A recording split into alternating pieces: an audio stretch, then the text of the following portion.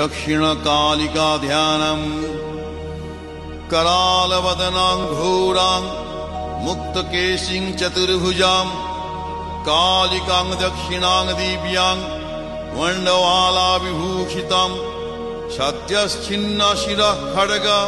वामाधोर्धकराम्बुजाम् अभयं वरदं चैव दक्षिणाधोर्धपाणिकम् महामेघप्रभं श्यामं तथा चैव दिगम्बरीं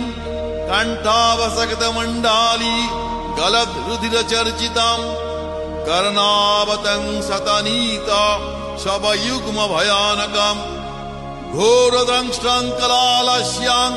पीनोन्नतपयोधरम् शवानङ्करसङ्घातै कृतकाञ्चिं हसनमुखीं